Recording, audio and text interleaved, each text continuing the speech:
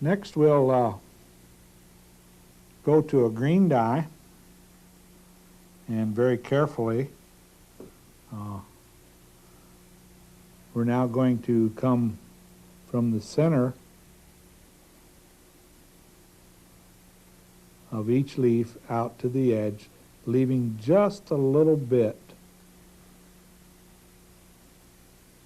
of the yellow showing. This is full strength dye. But notice now how I start with the brush loaded with dye in the center, and as we come out to the edge, it's almost completely dry.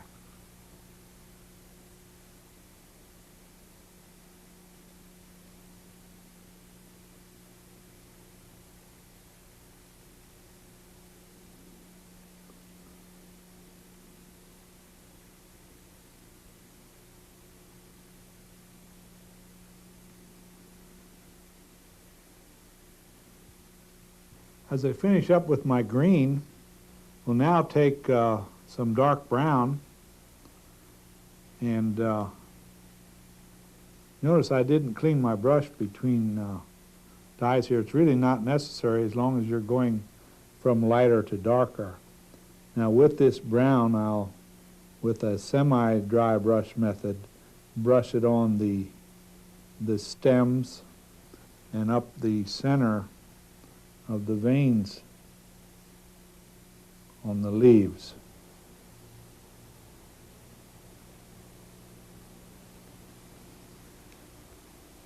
Here again, this is full strength dye.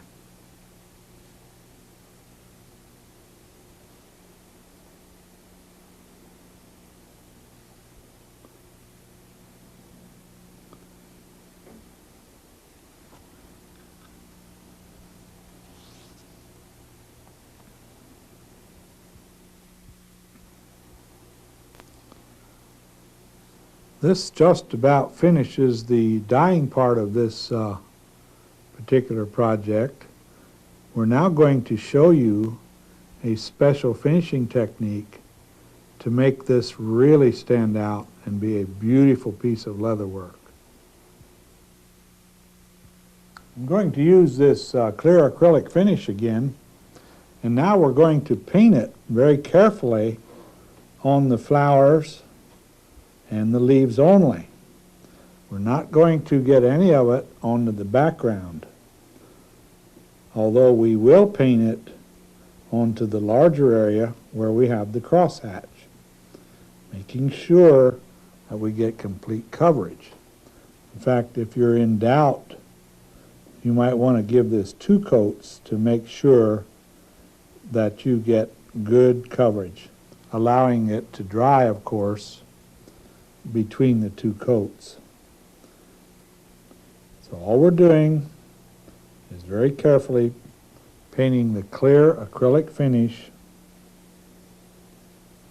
on all of the leaves and on the flower.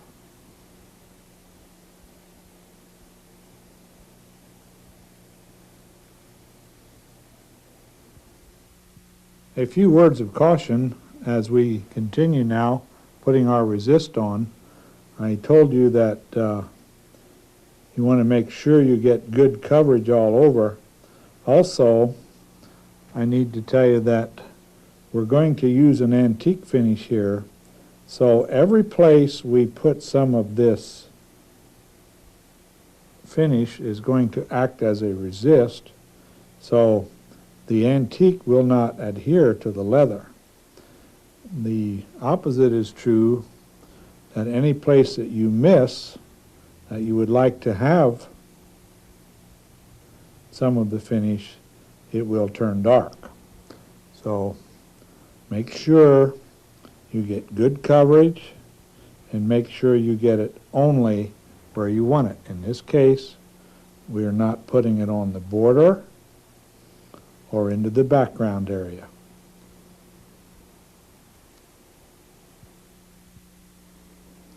As a quick review, let me tell you again, we put this resist, which is nothing more than clear acrylic, everywhere we wanted to have our color show, and everywhere we wanted the natural leather to show. The other we left open so that the antique would take. We'll now put this aside to dry, and when it's dry we'll come back and put our antique finish on here. Now that our acrylic finish has dried, we can proceed with the next step, which is to apply the acrylic antique.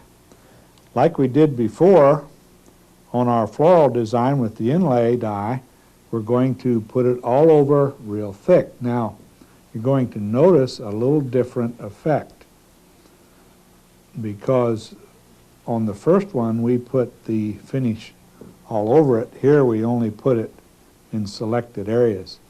So the effect will definitely be different. I want to tell you too that when we tooled this, we used checkered pear shaders and checkered bevelers on the flowers and leaves. This is what will help give us the coloring and the shading that we need, because where we used the checkered tools, it will hold this antique. So now with a padded up paper towel, you can see the effect. I call this my magic.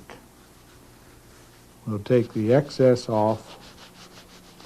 Here again, just skimming over the top. We're not rubbing real hard. Then we'll take the sponge, wringing out most of the water. Very lightly skim over the top. And now you can see we have a very beautiful piece, nice and colored, nice contrast, nice shading, all done mostly with the use of the tools and an easy method of applying the antique.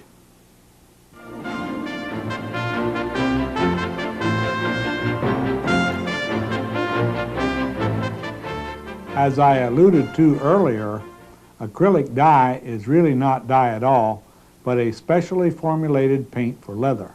So we'll have to treat it a little differently. Let's take a look at the things we have in front of us here on the table now.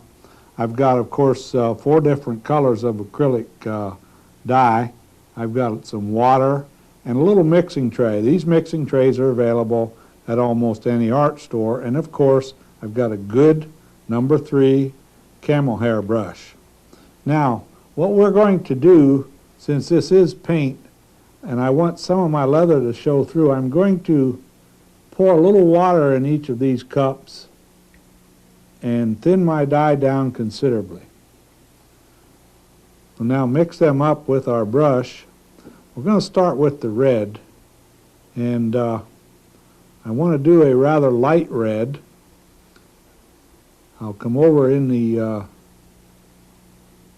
little open area here and moving dye until I get the color I want. Now, with spirit solvent dye, of course, we used a thinner to alter the shade. Here, you'll notice, since this is a paint, we've had to use the white.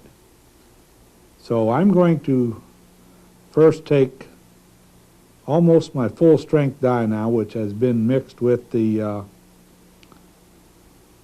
water, and I'm going to start painting on my rose petal. Now, this is not a dry brush method. This method we're using is really just painting, but we are controlling the amount of color by mixing with water, and we're controlling the shade by mixing in some white. So we're using a weak solution now of the red. Notice I'm starting in the deepest areas and pulling out.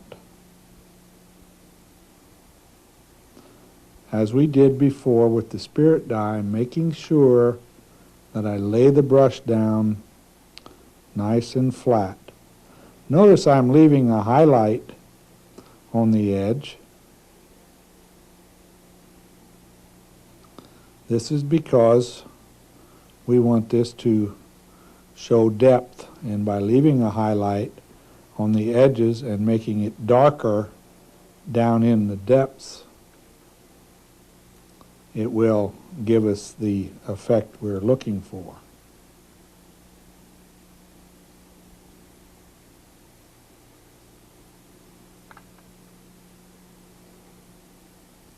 Now, as we come out toward the outer part, I'll use some of the other solution out here, and where I want it to be a little bit lighter.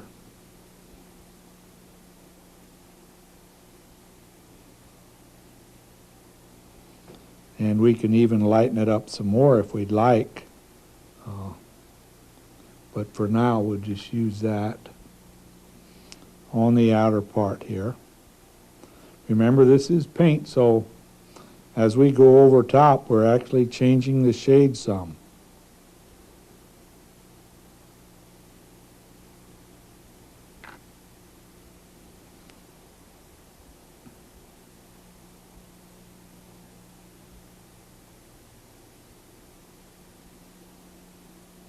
And then as we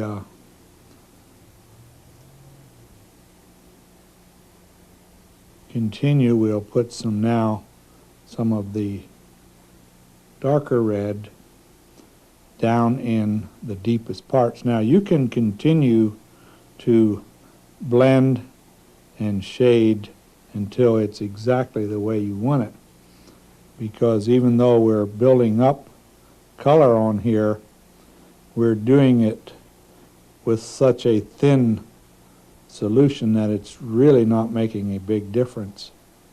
We're not really covering the leather. Let's go over to this part now, and we'll start with the lighter solution out here.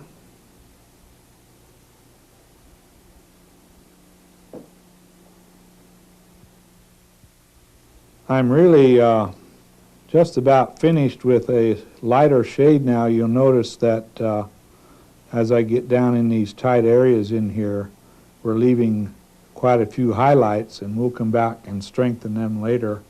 And now I'm going to start strengthening my dye, making it more red as I go in these deeper areas, and then I'll just stay in the deeper areas with this red. Very carefully now, staying just down in the deeper areas and coming out. Now, if you want, you can go ahead and mix it with a little bit of your other shade and blend it right on out. It's just a matter of mixing the two shades and blending them as you need them to get the shading.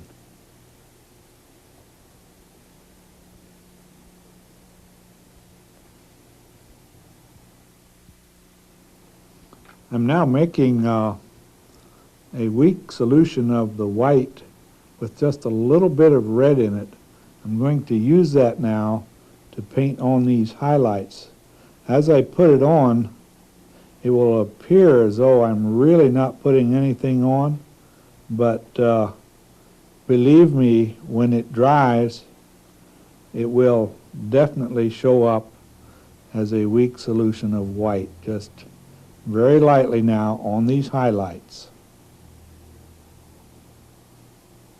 If you get too much, just wipe it off with your finger.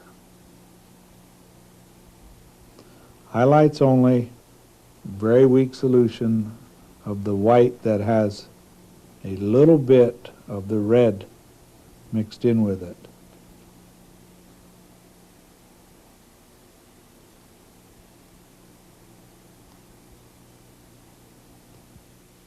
That about does it for all the red and the white I'm going to put on there. So let's clean our brush now with acrylic dye. It's a water base, so all we need to do is clean it with water. And we'll now go on to the green and yellow for the leaves. And here again, I will put a little bit of my water in here. and I will mix some of my yellow and green and make another shade in here. But to start with, since I've already weakened this down, let me take some of this full strength that's been watered down and use that in the center of these leaves. You can see, since it is a rather weak solution, very much of the leather shows through. And of course we are using or putting it in the center when there's a lot of dye on the brush, and then as it dries out, we're coming out toward the edge.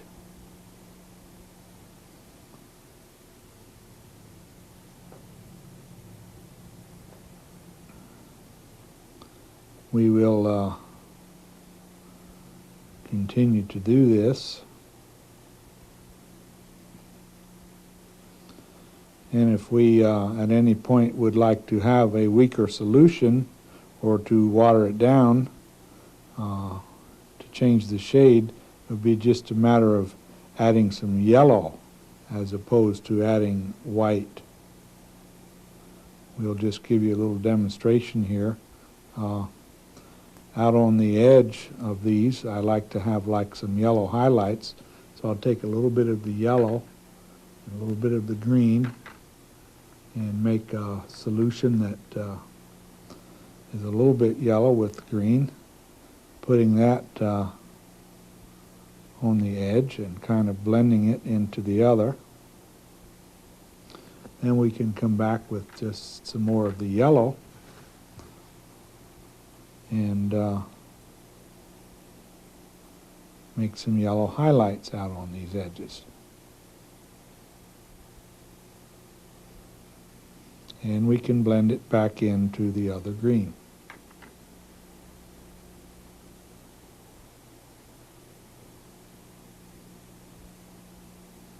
Any combination of your yellow and green and white, and maybe sometimes even a little brown, and you can achieve just about any color you want, and you can blend it to make it flow as you would like. I'm going back now to some of the darker color in the center and slowly bleeding it out toward the edge.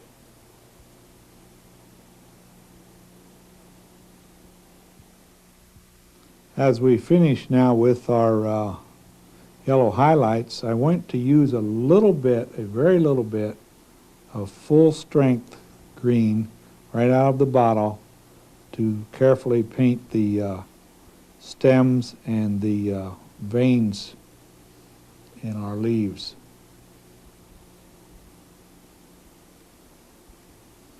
And after we finish painting these, we're going to finish this just the way we did some of the other pieces, with our acrylic finish and an antique. Now that we have applied the acrylic antique over a coating of the clear acrylic finish, let's look at the results. Notice that it has toned down the whites considerably and helped them blend into the other colors. It also has darkened the background, and it has helped with our shading because we did use checkered tools when we tooled this for the pear shading and the beveling. As you can see, this ends up being a beautiful, beautiful piece.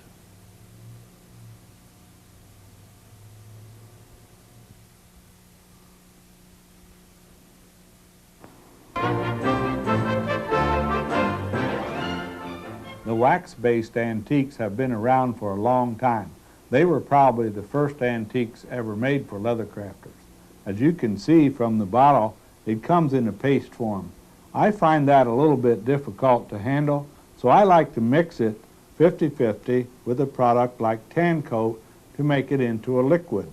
And of course, I always mark my bottle. So let's now take our solution that we made earlier and apply it to our leather. I'm going to use a dauber. You could use a damp sponge to do this, and we can apply this very much the same as we did the acrylics now. That's because we have reduced it to a liquid. Making sure that it gets down in all of the depressions, all of the cuts, and all of our stamping impressions.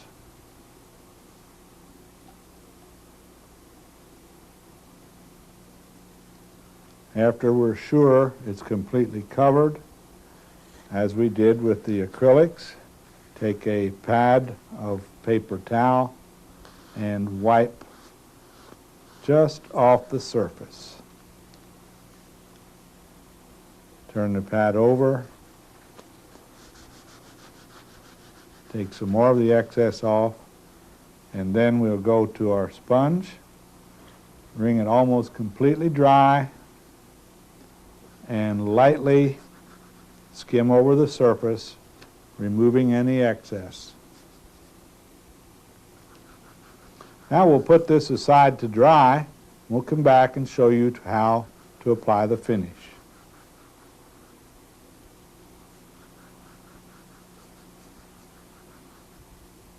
For a finish over the wax antiques, I find two products to work very well.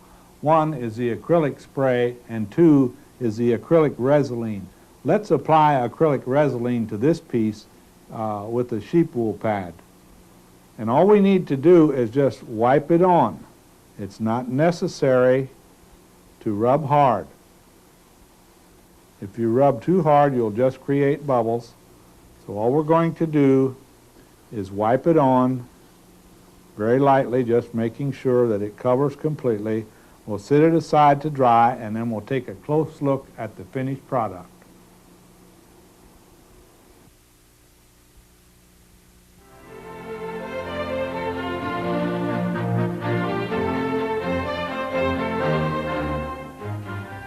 As we alluded to earlier, the wax antiques have been around for a long time. The newest generation of antiques are the acrylics. I have grown to like them very much. I have some here in this bottle, and I'm going to apply it now a little differently than we did earlier. Earlier we used it, of course, over a resist. Now we'd like to show you how to use it just by itself on a plain piece of leather that has had nothing done to it except the tooling. Just like we did before, we're making sure that we get very good coverage and making sure we get down in all of the depressions.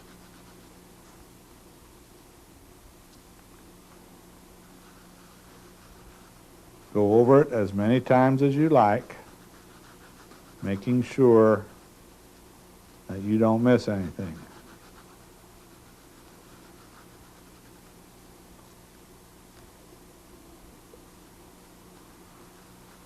Don't be stingy with it. Be very liberal with this antique. Now we would normally wait a few moments, but for the purposes of this video, we can take a pad and wipe off the excess. And as we did before, with a damp, clean sponge, wipe off the excess. Do not press down. We're only skimming over the top. Now we can put this one aside to dry, and we'll apply a final finish to it. Our acrylic antique has now dried, so it's time to put on the final finish. In this case, we're going to use an acrylic spray because it is very compatible with the acrylic antique. Make sure you do only a very light coat. A heavy coat will only cause you problems. So let's put it aside now and take a look at our final piece.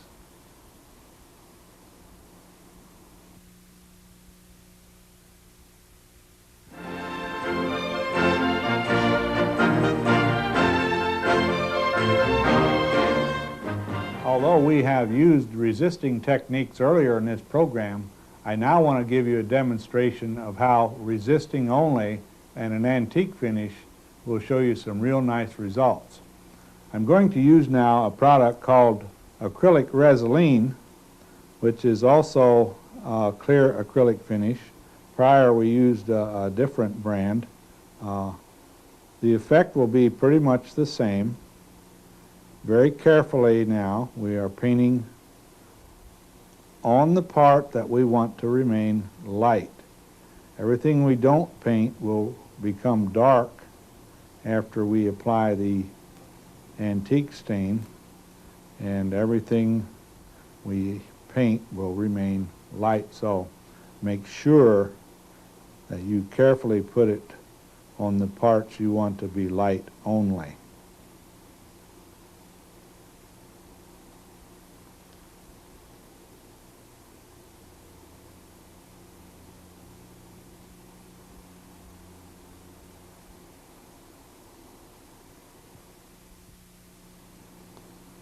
When you are sure that you have completely covered your leaf with this acrylic resin, we can put it aside to dry, or for safety, you can give it a second coat if you want. Okay, we'll now set this aside for drying.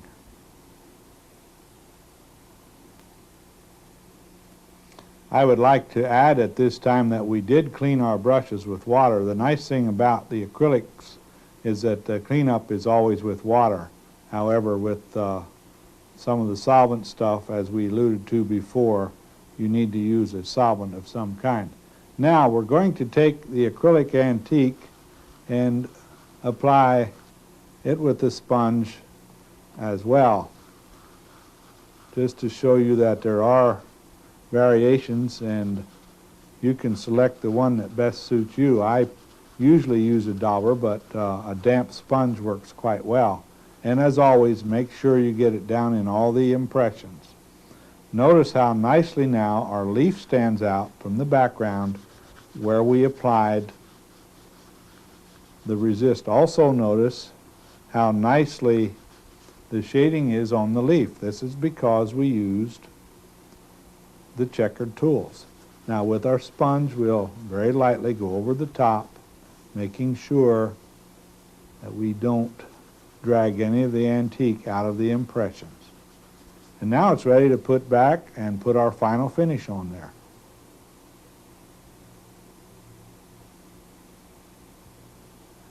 Our acrylic antique has now dried, so we can apply our final finish.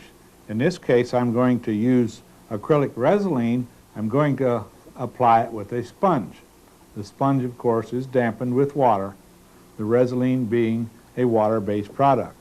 And as before, we just wipe on. Not necessary to rub. If you rub and do a lot of agitation, it just makes bubbles. So just wipe it on and put it aside to dry, and we'll take a look at the final piece.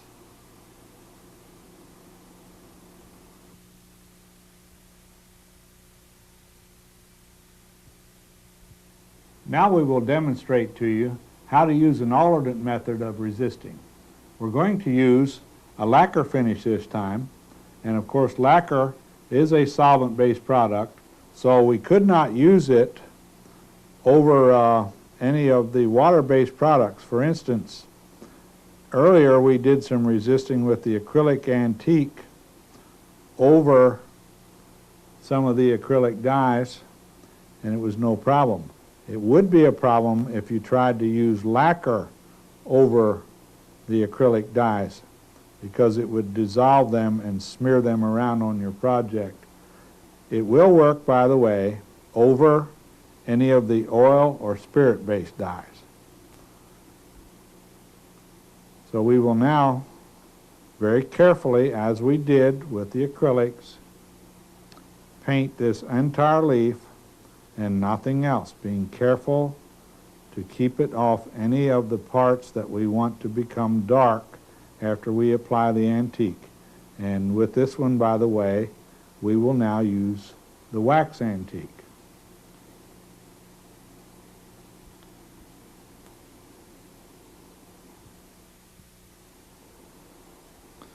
As I finish up now with applying my lacquer finish, I need to tell you that this is a fast drying product, so you'll need to clean your brush immediately when you finish so that it doesn't dry on your brush, and of course you'll need to clean it with a solvent product. All right, we'll now put this aside for drying. Won't have to dry long, and we'll come back and apply our wax antique.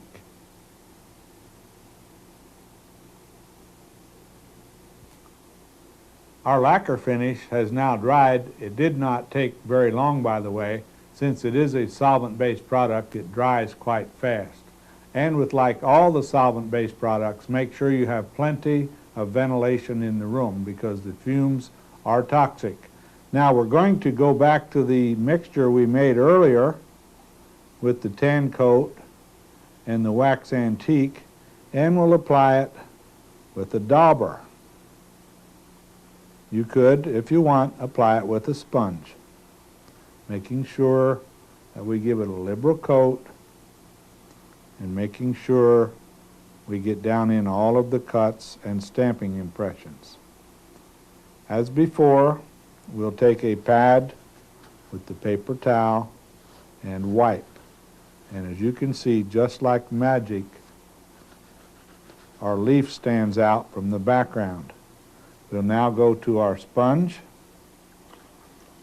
take most of the water out of it, and skim over the surface. And after this dries, we're now ready to apply our final finish to this one.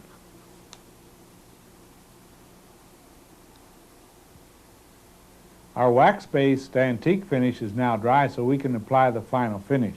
I'm going to use a spray lacquer for this one. If you recall, we used lacquer to do our resisting. As always, very light, very thin coat. And that's all you need to do.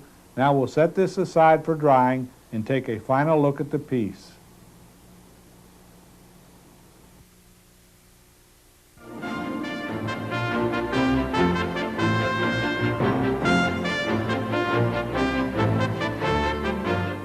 I would like to take a moment now to show you how to apply a clear finish to some plain leather that has been tooled only and no other products applied to it.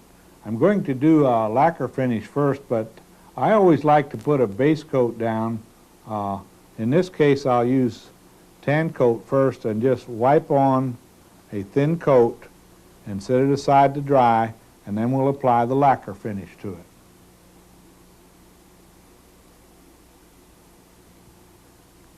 Applying a lacquer finish is a little bit different than most of the other finishes. As before, we've told you to just wipe them on. With the lacquer, we want you to rub it in. Lacquer, if you get it too thick, it will crack and cause you lots of problems. Continue to rub with the lacquer very sparingly until it's nearly dry. Just continue to rub, and you'll have a finish that is very protective and very good looking.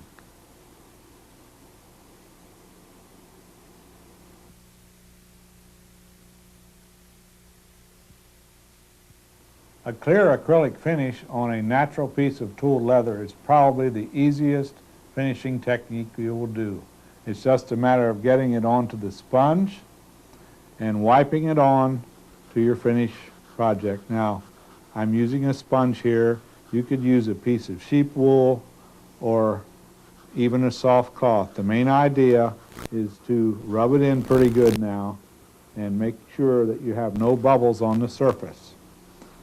It is not a good idea to use a dauber because you would get too much finish onto the piece. We need a thin coat, but don't overdo it.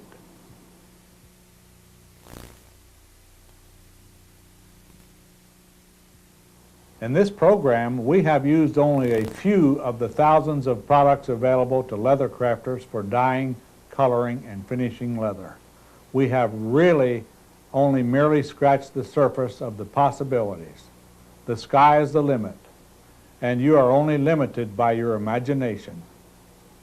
Again, my name is George Hurst, and I have really enjoyed working with you on this program, and I'm looking forward to seeing you again on another program from 21st Century Leathercraft.